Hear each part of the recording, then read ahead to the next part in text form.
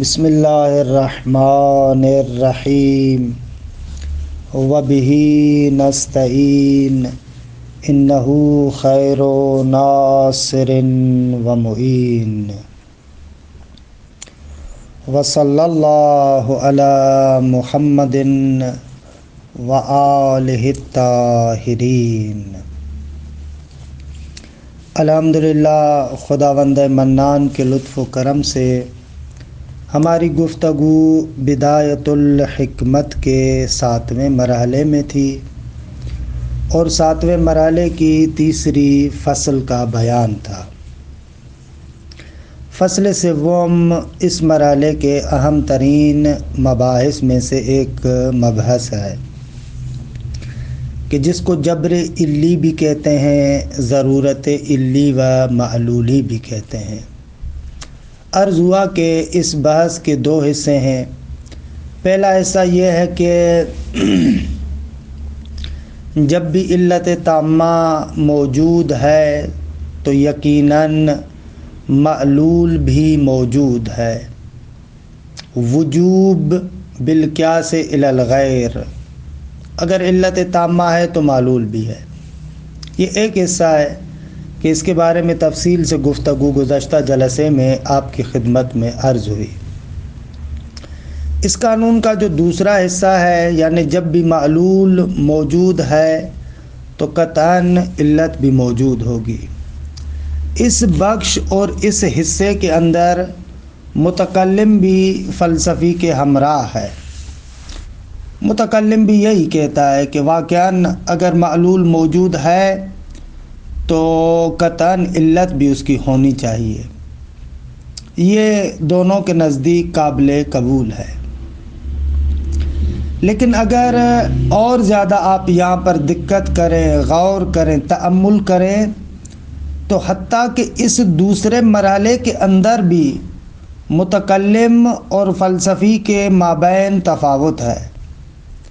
دونوں اس بات کو قبول کرتے ہیں کہ اگر معلول موجود ہوگا تو علت ہے، لیکن دونوں کے طرز تفکر میں، اس مطلب کے فہم میں، تبیین میں تفاوت ہے، فرق ہے۔ کیونکہ متکلم کہ جو اس بات کو قبول کر چکا ہے کہ علت احتیاج حدوث ہے، امکان و وجوب کے مرحلے میں ہم نے ان مباحث کو بہت ہی تفصیل کے ساتھ ذکر کیا۔ متکلم کہتا ہے کہ معلول علت کا محتاج ہے، اس لیے کیونکہ پہلے نہیں تھا، بعد میں وجود میں آیا، کیونکہ پہلے نہیں تھا، بعد میں وجود میں آیا، لہذا معلول کو علت کی ضرورت ہے، کہ جس کو ہم نے تعبیر کیا تھا کہ علت احتیاج حدوث ہے۔ لیکن فلسفی نے کہا کہ ایسے نہیں ہے کہ معلول اپنی احتیاج حدوث کی وجہ سے رکھتا ہو۔ ہم بھی مانتے ہیں کہ معلول علت کا محتاج ہے، لیکن اس کا سبب یہ نہیں ہے کیونکہ پہلے نہیں تھا بعد میں وجود میں آیا، بلکہ معلول علت کا محتاج ہے اپنے امکان کی وجہ سے، کیونکہ ممکن الوجود ہے، کیونکہ معلول کی ذات میں نہ وجود پوشیدہ ہے نہ عدم پوشیدہ ہے، لہٰذا رجحان وجودی کے لیے، وجود پیدا کرنے کے لیے وہ علت کا محتاج ہے۔ علت احتیاج امکان ہے۔ قہراً ان دونوں نظریات کا نتیجہ ہے، بہت بڑا ثمرہ ہے۔ فلسفی کے اعتبار سے جب علت احتیاج امکان ہے تو اس سے ایک اور دقیق اور عمیق قانون اور مطلب بھی سمجھ میں آتا ہے۔ وہ مطلب یہ ہے کہ معیت علت نسبت بمعلول، علت معلول کے ساتھ ہے، مع ہے، ساتھ ہے۔ قرآن مجید کے اندر بھی آپ پڑھتے ہیں نا پروردگار عالم کے بارے میں، ہوا معکم اینما کنتم، جہاں پر بھی تم ہو خدا تمہارے ساتھ ہے۔ اچھا، اس ساتھ سے کیا مراد ہے؟ اس معیت سے کیا مراد ہے؟ اس فلسفی دیدگاہ اور نظریے کے اعتبار سے اس معیت کا بہت اچھا معنی سمجھ میں آتا ہے، کیونکہ انسان معلول حق ہے، اور جہاں پر بھی معلول ہے علت اس کے ساتھ ہے۔ ساتھ ہے یعنی کیا؟ یعنی ایک لمحے کے لیے بھی معلول علت سے تخلف نہیں کر سکتا، کیونکہ معلول کی پوری ذات ناداری ہے۔ معلول کی ذات میں تو کچھ بھی نہیں ہے، اس کے پاس جو کچھ بھی ہے وہ علت کی جانب سے ہے۔ ذات معلول فقط اور فقط امکان ہے، اور امکان ناداری کا نام ہے۔ امکان یعنی وجود اور عدم کی طرف نسبت بالسویہ ہے۔ اب اس کو جو لمحہ بلمحہ وجود کی ضرورت ہے، علت اس کے ساتھ ہونی چاہیے۔ نہیں ہو سکتا کہ معلول ہو لیکن علت نہ ہو۔ یہ فلسفی کے نظریے کے مطابق بالکل دقیق اور عمیق طریقے سے سمجھ میں آتا ہے، لیکن متکلم کے اعتبار سے معیت حق کا تصور آپ نہیں کر سکتے، کیونکہ وہ بیچارہ کہتا ہے کہ معلول محتاج ہے علت کا اس لیے کہ کیونکہ پہلے نہیں تھا۔ خب اس کے نظریے کے اعتبار سے جب علت نے معلول کو وجود دے دیا تو اب معلول موجود ہو گیا، اب علت کی جانب اس کی احتیاج ختم ہو گئی، کیونکہ علت احتیاج کیا ہے؟ حدوث، پہلے نہیں تھا بعد میں وجود میں آیا، کیونکہ پہلے نہیں تھا جیسے ہی علت نے اس کو وجود دیا، اب معلول کو کیا علت کی ضرورت؟ اب تو معلول کو علت کی ضرورت نہیں ہے، لہٰذا معیت کا یہ معنی نہیں کر سکتا۔ متکلم کتنی بھی کوشش کرے، ہوا معکم اینما کنتم، معکم کا معنی نہیں کر سکتا، یہ کیا معنی کرے گا؟ لیکن فیلسوف فلسفی نہایت خوبصورت طریقے سے معنی کرتا ہے۔ فلسفی کہتا ہے کہ ذات ممکن کے دیکھو، ذات ممکن ناداری ہے، ذات ممکن امکان ہے، امکان یعنی نہ وجود نہ عدم، اس کی ذات میں کچھ بھی نہیں ہے۔ اب اگر اس کے پاس کچھ بھی آئے گا تو علت کی جانب سے آئے گا، لہذا علت معلول کے ساتھ ہے، معیت میں ہے۔ لمحہ بلمحہ معلول علت سے جدا نہیں ہو سکتا۔ یہ ابتدائی بیان ہے۔ ایک اور بیان جو نہایت خوبصورت بیان ہے، ملا صدرہ کا بیان ہے کہ اس کو علامہ نے یہاں پر خلاصہ کیا ہے، وہ بہت ہی خوبصورت بیان ہے۔ میں عبارت کا یہ ٹکڑا پڑھ لیتا ہوں، اس کے بعد اس بیان کی طرف آتا ہوں کہ نہایت لطیف، عمیق، دقیق اور خوبصورت بیان ہے۔ خوب عبارت کے اس حصے کو دیکھیں، وَإِذَا كَانَ الْمَعْلُولُ مَوْجُودًا وَجَبَ وُجُوبُ عِلَّتِهِ، فرماتے ہیں کہ جب معلول موجود ہوگا تو واجب ہے کہ اس کی علت بھی موجود ہو۔ نہیں ہو سکتا معلول موجود ہو لیکن اس کی علت نہ ہو۔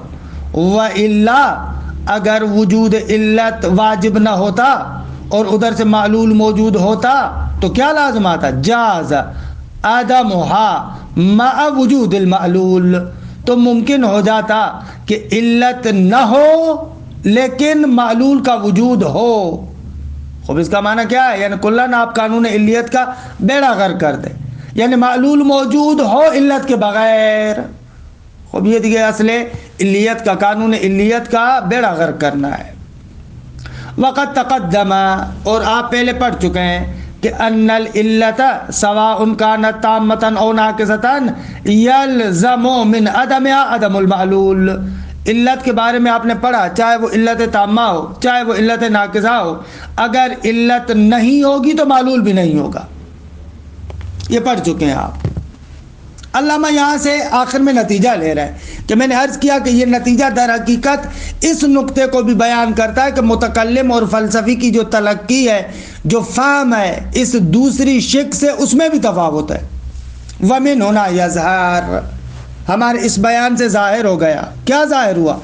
ان المعلول لا ينفك وجوده عن وجود علته، کہ معلول کا وجود علت کے وجود سے جدا نہیں ہو سکتا۔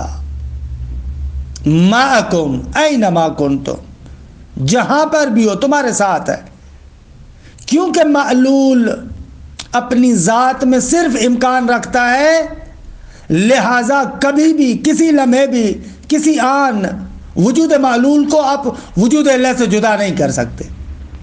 لیکن یہ فلسفی کی مبنا کے مطابق ہے، متکلم کی مبنا کے مطابق نہیں ہوگا، کیونکہ متکلم نے علت احتیاج فقط حدوث کو قرار دیا۔ متکلم یہ سمجھ رہا ہے کہ معلول محتاج ہے علت کی طرف اپنے وجود میں آنے کے لیے، کیونکہ پہلے نہیں ہے۔ اب جیسے ہی معلول کو وجود دے دیا تو اب کیا ضرورت ہے علت کی؟ کما ان العلت التامۃ لا تنفک عن معلولها، کہ پہلے حصے کی طرف اشارہ کر رہے ہیں، جیسے معلول علت سے جدا نہیں ہو سکتا، اسی طریقے سے علت تامہ بھی معلول سے جدا نہیں ہو سکتی۔ البتہ یہ وجوب بالقیاس الی الغیر ہے، وجوب بالغیر نہیں ہے کہ معلول آ کر علت کو وجوب دیتا ہو، نہ یہ وجوب بالقیاس الی الغیر ہے۔ علت تامہ فرض کرو گے تو معلول اس کا حتماً اس کے ساتھ ہوگا، جیسا کہ کل بھی عرض کیا تھا۔ اسی نقطے کو تحلیل کرتے مرحوم علامہ فرماتے ہیں فَلَوْ كَانَ الْمَعْلُولُ زَمَانِيًّا مَوْجُودًا فِي زَمَانٍ بِعَيْنِهِ، اگر فرض کریں ایک معلول زمانی ہے اور ایک خاص زمانے میں موجود ہے، تو کانت علتہ موجودتاً واجبتاً فی ذالک الزمان بعینہ، تو قطعاً علت موجود ہوگی اور علت کا ہونا ضروری ہے عیناً اسی زمانے میں جس زمانے میں معلول موجود ہے۔ جس زمانے میں آج اگر معلول موجود ہے تو قطعاً آج علت اس کے ساتھ ہے، نہیں ہو سکتا کہ معلول ایک زمانے میں موجود ہو اور علت کسی اور زمانے میں موجود ہو، نہ عزیز من، ایسے نہیں ہے۔ کیوں کہتے ہیں کہ علت موجود ہو اور حتماً موجود ہو اور واجب ہے اس کا اسی معلول کے زمانے میں ہونا؟ کیوں؟ اس لیے کہ لأن توقف وجودہ علی العلت فی ذالک الزمان، یہ ان کی خبر ہے، کیونکہ وجود معلول کا توقف علت پر، یہ توقف اسی زمان میں ہے جس زمان میں وہ موجود ہے۔ نتیجتاً فترجیح العلت لوجودہ وافاظتها له فی ذالک الزمان، ترجیح کی خبر ہے، پس علت کا معلول کے وجود کو ترجیح دینا اور علت کا معلول کو افاظہ وجود کرنا یہ اسی زمان میں ہے جس زمان میں وہ ہے۔ ان قلت، اگر آپ پلٹ کر آپ ہم سے سوال کریں آغا یہ آپ کیسی باتیں کر رہے ہیں، ہمیں تو آج تک یہی بتایا گیا ہے کہ علت معلول پر تقدم رکھتی ہے، آپ کہہ رہے ہیں کہ نہ، جس زمانے میں معلول موجود ہے قطعاً اسی زمان میں علت بھی موجود ہو۔ آپ تو مقارنت کی بات کر رہے ہیں، ہم نے تو تقدم سنا ہے کہ علت معلول سے پہلے ہوتی ہے، تو یہ کیا بات ہوئی آپ کی؟ جواب، دونوں باتوں میں کوئی اختلاف نہیں ہے۔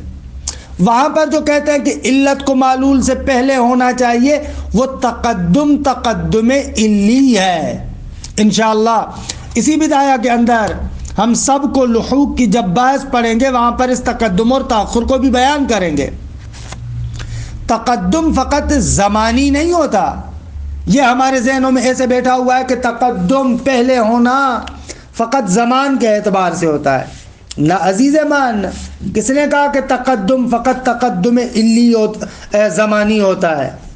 تقدم کے اور اقسام بھی ہیں، تقدم کے دوسرے اقسام بھی ہیں کہ انشاءاللہ وہاں پر جو حدوث و قدم کی بحث ہوگی، 9واں مرحلہ بدایہ کے اندر آئے گا، وہاں پر ہم جو مرحلے کا عنوان مرحوم علامہ نے رکھا ہے سب کو لحوق یا حدوث و قدم، اس کے اندر 3 فصلیں ذکر ہوں گی، وہاں پر آپ کو بتائیں گے سبق و لحوق کے بہت سارے اقسام ہیں، کوئی ایک قسم تھوڑی ہے۔ من جملہ سبق و لحوق میں سے ایک سبق بالعلیت ہے، سبق بالعلیت کے جس کو ہمارے معاشرے کے اندر عام طور پر کہتے ہیں کہ رتبتاً تقدم ہے۔ البتہ یہاں پر فلسفی اصطلاح میں سبق اور تقدم رتبی اور چیز ہے، سبق اور تقدم علی اور چیز ہے، لیکن ہمارے یہاں معمولاً علماء کی زبانوں پر معاشرے کے اندر اس تقدم علی کو تقدم رتبی کے نام سے بھی کہتے ہیں۔ علت رتبتاً معلول پر متقدم ہے، متقدم ہے یعنی یہ کہ اگر علت نہ ہو تو معلول نہیں آئے گا. اما زماناً مقارن ہے، زمانے کے اعتبار سے ایک ہی زمان میں. مثال کے طور پر آپ اپنے ہاتھ میں چابی لیں اور اپنے ہاتھ کو گھمائیں.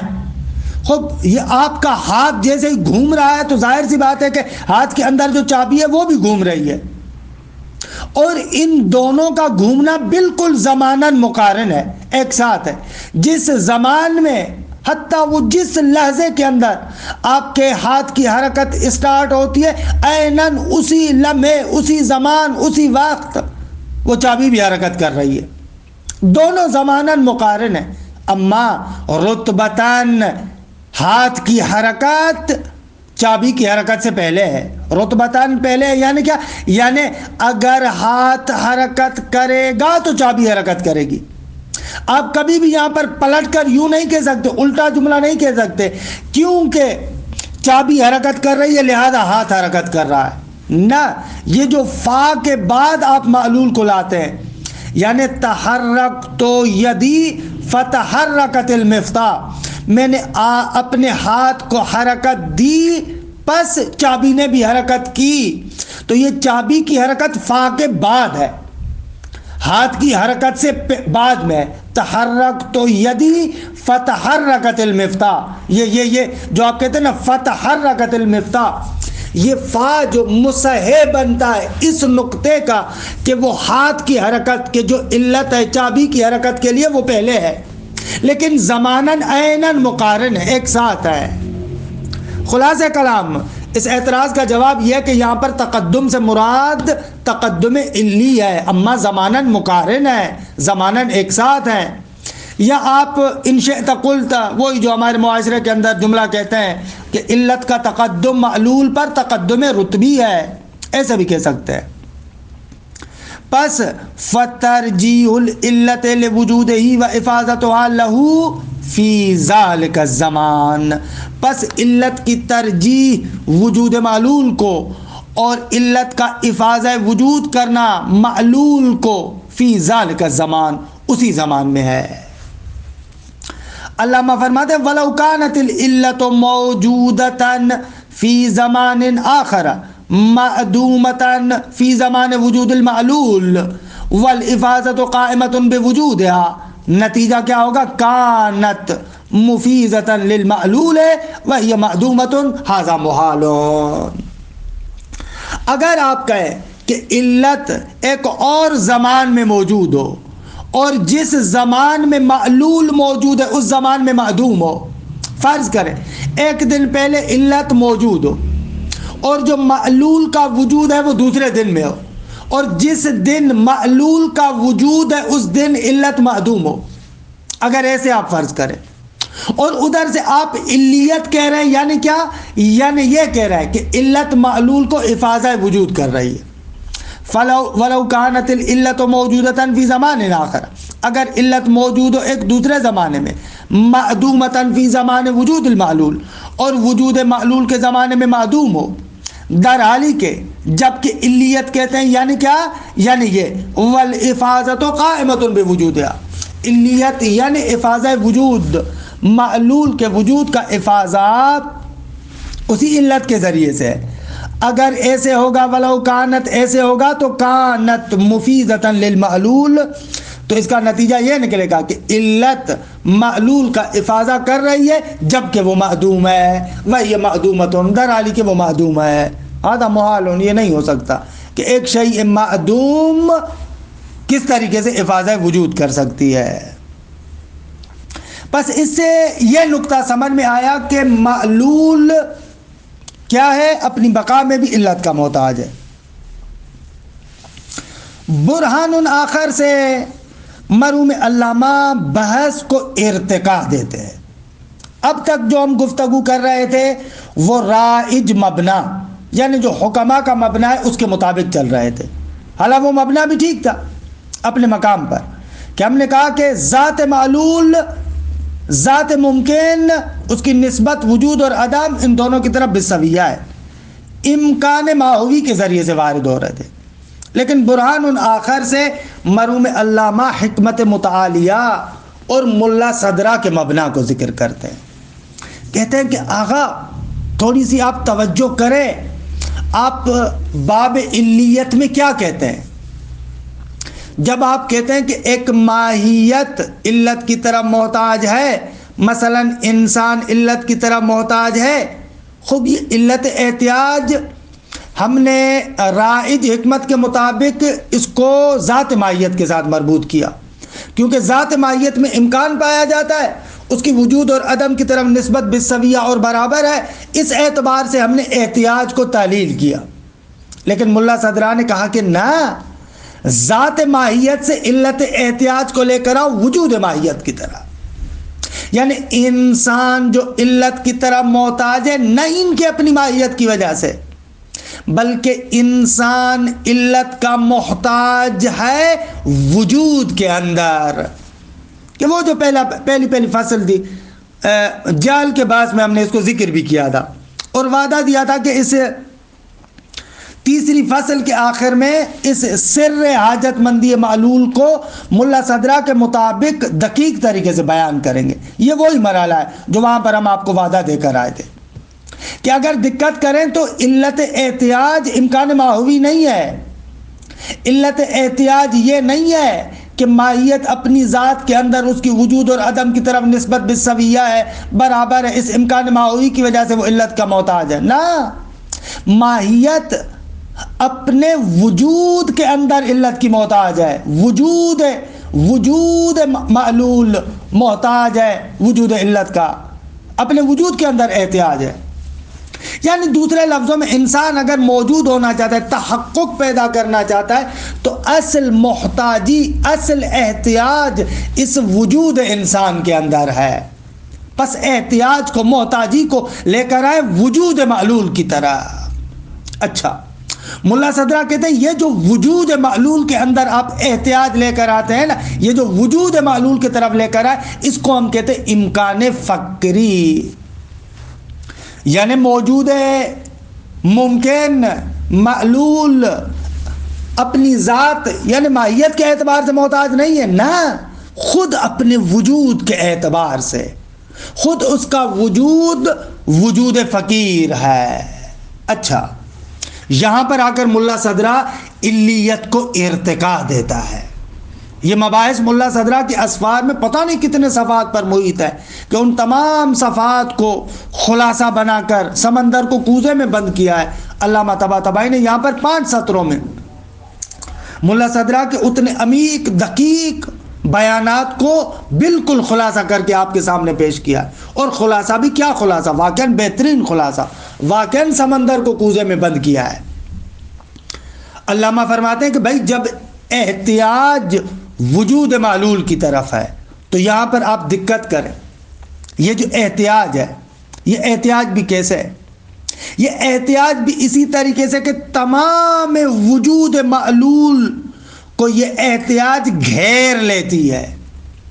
دوسرے لفظوں میں یہ جو آپ کہتے ہیں کہ وجود معلول علت کا محتاج ہے، اس کا معنی کبھی بھی یہ نہ کرنا کہ ایک وجود معلول ہے اور ایک شے جداگانہ اس پر عارض ہو رہی ہے، طاری ہو رہی ہے، کہ جس کو آپ احتیاج کہتے ہیں. یعنی وجود معلول عند دقت، عند تحلیل ایسے نہیں ہے کہ وہ محتاج ہو. دقت کریں، وجود معلول محتاج نہیں ہے. محتاج یعنی ذات ثبت لہ الاحتیاج، ایسے نہیں ہے. یعنی وجود معلول ایسے نہیں ہے کہ اس کی اپنی ایک ذات ہے کہ جس میں مستقل ہے، حالانکہ اس ذات پر احتیاج طاری ہو رہی ہے، عارض ہو رہی ہے. نہ عزیز من، ایسے نہیں ہے. اگر ایسے آپ نے فرض کر لیا تو وجود معلول کو اپنی مقام ذات میں آپ کیا قرار دیں گے؟ مستقل قرار دیں گے. جبکہ ہم نے یہ عرض کیا کہ معلول کے تمام وجود کے اندر، اس کے تمام تار و پود کے اندر، اس کے ذرے ذرے کے اندر خود یہ احتیاج سریان رکھتی ہے. عند دقت معلول محتاج نہیں ہے، بلکہ معلول عین احتیاج ہے. معلول فقیر نہیں ہے، یعنی ایسے نہیں ہے کہ ذات ثبت لہ الفقر، آپ ایک مرحلہ اس کی ذات کا فرض کریں اور پھر اس کی ذات پر فقر کو عارض کریں اور تاریک کریں، نہ نہ نہ نہ نہ، ایسے بالکل نہیں ہے، بلکہ معلول عین فقر ہے، فقیر نہیں ہے، خود فقر محض ہے۔ اسی شیخ ملا صدرہ کہتے ہیں کہ معلول وجود رابط ہے، اما رابط نہ اس معنی میں کہ ذات ثبتت لہ الرابط، بلکہ رابط ہے یعنی عین رابط ہے۔ حالا ادبیات سے اگر ہم استفادہ کریں تو ادبیات میں کیسے کہتے ہیں؟ معنی حرفی، معنی حرفی معنی اسمی کی نسبت سے عین ربط ہے، یعنی معلول کا وجود وجود فی غیر ہی ہے، اس کے علاوہ معلول کا وجود نہیں ہے، معلول ربط محض ہے، معلول فی وجود غیر ہی ہے۔ اچھا، یعنی معلول کے تمام وجود کے اندر آپ نے حاجت کو ساری کر دیا، اس کی پوری ذات کے اندر ایک ذرہ بھی آپ فرض نہیں کر سکتے کہ جس ذرے کے اندر وہ استقلال رکھتا ہو، نہ عزیز من، فقر محض ہے، احتیاج محض ہے۔ اچھا، اس کا کیا معنی نکلے گا؟ اس کا معنی یہ نکلے گا کہ علت کلن معلول کے وجود پر مسیطر ہے، علت معلول کے وجود پر کلن حیمان اور غلبہ رکھتی ہے، یعنی دوسرے لفظوں میں اس کا معنی وہی ہوگا، قہار ہونا، قہار ہونا یعنی یہی، خدا قہار ہے۔ اس کا بہت سارے لوگ معنی یہ کرتے ہیں کہ بھئی بہت سخت ہے، ایسے اس قسم کا معنی، قہار ہے بین معنی کہ معلول اس کے سامنے مقہور ہے، مغلوب ہے، مقہور اور مغلوب ہے اپنے تمام ذات کے اندر، اس کی ذات کے اندر ایک ذرہ پرزہ آپ فرض نہیں کر سکتے کہ جس ذات کے ذرے اور پرزے میں وہ معلول استقلال رکھتا ہو، نہ، یہی معنی ہے اس معیت علیت کا دقیق معنی، عمیق معنی۔ واقعاً قرآن مجید کی یہ آیات ہمارے سامنے خوبصورت طریقے سے جلوہ افروز ہوتی ہے۔ یہ جو کہا جاتا ہے کہ معلول فقر محض ہے، اس کا معنی یہی نکلے گا کہ علت اس پر محیمن ہے، مسیطر ہے، ہو معکم، کیونکہ اس کا وجود وجود فی غیر ہی ہے، اپنا وجود مستقل نہیں ہے اس کا۔ اصلا ایک لحاظ سے دیکھا جائے مستقل طریقے سے معلول سے، علت سے ہٹ کر معلول کا جداگانہ وجود نہیں ہے، اس کا پورا وجود وجود فی غیر ہی ہے، مقہور محض ہے۔ یہی معنی ہے اس کا بھی، قرب وریدی کا بھی یہی معنی ہے، ان اللہ یحول بین المرء و نفسہ بین المرء و قلبہ، کہ خداوند منان انسان اور خود اس کی ذات کے درمیان حائل ہے، اس کا معنی یہی ہے، اس کا دقیق معنی یہی ہے۔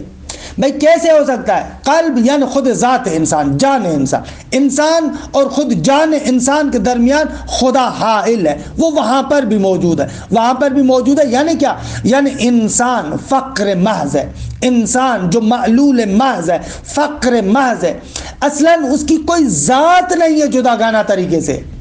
جیسے ہی آپ فرض کریں گے کہ اس کی جداگانہ ذات ہے تو آپ اس کو ایک طریقے کا استقلال دیں گے، جیسے ہی آپ اس کو ایک طریقے کا استقلال دیں گے یہ علیت کے باب سے آپ خارج ہو جائیں گے۔ لہذا وجود معلول یعنی وجود فقر، وجود معلول یعنی وجود ربط۔ جب وجود ربط ہے، وجود فقیر ہے، وجود فی غیر ہی ہے تو اس کے لیے کسی قسم کا استقلال نہیں، ہر جگہ پر علت اس پر محیمن ہے، مسیطر ہے، علت کا غلبہ ہے۔ جب اس طریقے سے علت نے اس کو گھیرا ہوا ہے، اس کا وجود وجود فی غیر ہی ہے، تو پھر کیوں نہ علت کہے کہ ان اللہ یحول بین المرء و قلبہ، واقعاً وہ اور اس کی ذات پر جو کلن سیطرہ رکھتا ہے، خدا سیطرہ رکھتا ہے۔ خب یہ وہ مرحلہ ہے کہ ملا صدرہ اس مرحلے کے ذریعے سے اصلاً علیت سے تشعن کی طرف ارتقا کرتے ہیں اور خوب بیان کرتے ہیں۔ وہ جو عرفاء اتنے عرصے سے ایک مدعا بیان کر رہے تھے وحدت شخصی وجود کا، وحدت وجود کا وہ جو دقیق عمیق گہرا معنی بیان کرتے تھے، اس سیڑھی کے ذریعے سے ملا صدرہ ان کے اس مدعا کو ثابت کرتے ہیں کہ عرفاء نے ان سے پہلے بہت زیادہ کوشش کی کہ عقلی طریقے سے اس مطلب کو ثابت کریں، لیکن وہ عقلی براہین کے ذریعے سے انہوں نے کوششیں بہت کی، لیکن واقعاً ایک کامل دقیق عمیق برہان کے ذریعے سے اس کو ثابت کر پاتے ہوں، عقلی طریقے سے نہیں ثابت کر پائے۔ ملا صدرہ اسفار میں علت و معلول کے بحث میں آخر میں جب آتے ہیں، ان بیانات کے ذریعے سے آ کر عرفاء کے مدعا کو بھی ثابت کرتے ہیں کہ اس کو پل بناتے ہیں، معلول کے وجود ربط ہونے کو اس ربط ہونے سے تشاؤن کی طرف جاتے ہیں کہ یہاں سے علیت اس تشاؤن کی طرف پلٹ کر جاتی ہے۔ یہ وہ مرحلہ ہے کہ بہرحال ایک خوبصورت مرحلہ ہے۔ عبارت کو دیکھیں، برہان آخر حاجت الماہیت المعلولت الی العلہ لیست الا حاجت وجودها الی العلہ۔ آغا یہ جو ماہیت معلولہ محتاج ہے علت کی طرف، یہ حاجت نہیں ہے مگر اس اعتبار سے کہ وجود ماہیت محتاج ہے علت کی طرح۔ امکان ماہوی کی بات نہیں ہے، ذات ماہیت کی بات نہیں ہے، نہ نہ نہ، وجود معلول، وجود ماہیت معلولہ محتاج ہے علت کی طرف۔ حاجت کا قلم رو، ضرورت محتاجی کا قلم رو میدان، حوضہ وجود ماہیت معلولہ ہے۔ وَلَيْسَتِ الْحَاجَةُ خَارِجَةً مِّن وُجُودِهَا۔ یہ نہایت خوبصورت عبارت، دقیق عبارت۔ اور آگا ایسے بھی نہیں ہے کہ معلول کے وجود کے اندر جو آپ حاجت فرض کرتے ہیں وہ حاجت اس کے وجود سے خارج ہے، نہ نہ نہ نہ، یعنی ایسے نہیں ہے کہ ایک وجود معلول ہے پھر اس وجود معلول کے لیے حاجت ہے، یعنی ذات ثبتت لہ الحاجہ، نہ ایسے نہیں ہے۔ بمعنی ان یکون ہناک وجود و حاجت، یعنی اس طریقے سے ہو کہ ایک وجود معلول ہو اور ایک اس کی حاجت ہو، نہ عزیز من ایسے نہیں ہے۔ بل ہی، بلکہ یہ جو حاجت ہے مستقرۃ فی حد ذات وجودها۔ اللہ اکبر، کیا خوبصورت تعبیر ہے۔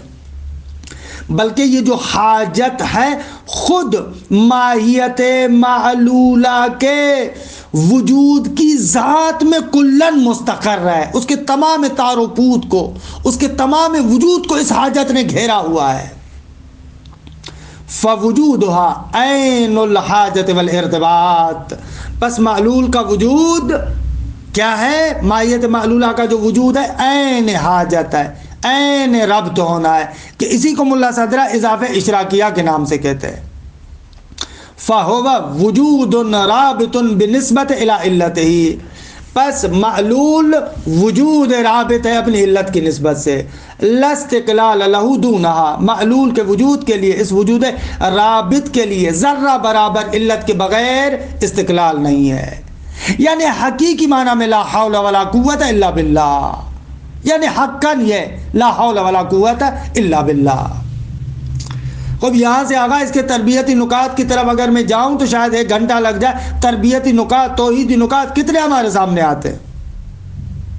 یہاں سے پتہ چلتا ہے کہ کسی کام کے اندر، اپنے کسی شأن وجودی کے اندر مجھے استقلال نہیں ہے، لہذا میں کیوں خدا کے سامنے اتراتا ہوں میں نے یہ کیا، میں نے یہ کیا۔ خب اگر حق کے مطلب یہ ہے کہ میں احتیاج محض ہوں، ذرہ برابر استقلال نہیں ہے، تو مجھے کہنے کا حق نہیں ہے انما اوتیتہ علی علم عندی، کہ قارون کہتا ہے کہ بابا میں کیوں فقراء کو دوں، یہ مال، یہ خزانے یہ میرے ہیں، یہ میرا ہنر ہے، یہ میں نے کیا ہے۔ خب یہ غلط تفکر ہے، اسی لیے قرآن نے کہا یہ قارونی تفکر ہے۔ تم کیا ہو؟ تم احتیاج محض ہو، تمہارے پاس کیا ہے؟ حاجت محض ہے۔ لہذا توحیدی تفکر کیا ہے؟ اما بنعمت ربک فحدث، خدا نے مجھے یہ دیا، خدا نے مجھے یہ دیا، خدا نے مجھے یہ دیا۔ اگر کسی نعمت کا تذکرہ کرنا ہے تو بھی تذکرہ ایسے ہو، خدا نے یہ دیا، خدا نے یہ دیا، خدا نے یہ دیا، میں نے یہ کیا، میں نے یہ کیا۔ یہ قارونی تفکر ہے، یہ قارونی طرز تفکر ہے کہ میرا ہنر تھا، میں نے بڑا کام کیا، میں نے بڑا تیر مار لیا۔ انما اوتیتہ علی علم عندی، خدا نے جو مجھے علم دیا تھا نہ، جو میرے پاس علم تھا اس کے مطابق میں نے یہ کیا۔ نہ، تو کیا ہے؟ تو حاجت محض ہے، توحیدی تفکر یہی اما بنعمت ربک فحدث، اس نے یہ دیا، اس نے یہ کرم کیا، اس نے یہ دیا، ایسے ہوگا. فَهُوَ وُجُودٌ رَابِطٌ بِالنِّسْبَةِ إِلَىٰ عِلَّتِهِ، پس یہ وجود رابط ہے اپنی علت کی نسبت سے. لا استقلال له دونها، اس کے بغیر اس کا استقلال نہیں ہے. وَهِيَ مُقَوِّمَةٌ لَهُ، یہ علت مقوم وجود معلول ہے، تقوم قوام اسی علت کے ذریعے سے ہے. وَمَا كَانَ هَذَا شَأْنُهُ، کہ اپنی بات کی طرف آتے ہیں. علامہ کہتے ہیں کہ بابا جس شے کی شانیت یہ ہو استحال ان یوجد الا متقوما بعلتہ، اور جس کے اندر ذرہ برابر استقلال نہیں ہے تو محال ہے کہ وہ موجود ہو مگر یہ کہ وہ اپنی علت کے ساتھ متقوم ہو، علت نے اس کو قوام دیا ہوا ہو، معتمدن علیہا، اس کی ٹیک، اس کی پوشت، اس کا فقرہ خود اس علت کے ساتھ جڑا ہوا ہے. پس فعند وجود المعلول یجب وجود علتہ، لہذا جب معلول موجود ہوگا تو قطعاً علت بھی ہوگی، کیونکہ معلول بیچارہ تو ربط محض ہے، معنی حرفی مگر معنی اسمی کے بغیر ہو سکتی ہے. وہو المطلوب، اور یہی مطلوب ہے. کہ بہرحال آخر میں مرحوم علامہ نے بات کو نہایت شیرین کر دیا اس حکمت مطالعہ کے اس دقیق عمیق نظریے کو کہ ملا صدرہ بہت لمبی چوڑی باتیں کرتے ہیں. اس پورے سمندر کو مرحوم صدرہ کے پورے سمندر کو مرحوم علامہ نے ایک کوزے کے اندر بند کر کے آپ کی خدمت میں پیش کیا. وصلی اللہ علی محمد وآل بیتہ الطیبین الطاہرین.